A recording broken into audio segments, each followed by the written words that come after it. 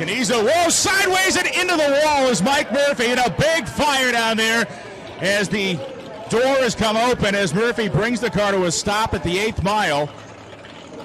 The fire has come way down. Thankfully, the responding team is on the scene right now, and Murphy is climbing out of the race car. Mike Murphy is out of the car. Unbelievable, as that car made a lot of wheel speed, turned right, came into the wall. You saw that initial fire, which was likely the fuel cell, and then after that, that huge ball of flame.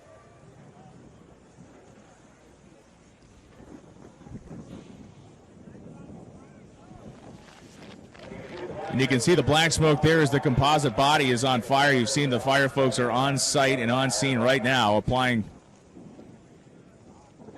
material to put that fire up. Boy, Steve Canizo's car spun the tire early. Murphy's car went hard right and in, but thankfully you saw that door come open the second it began to slow down, and he got out of that car very quickly. Al, a very scary incident, especially that secondary fireball.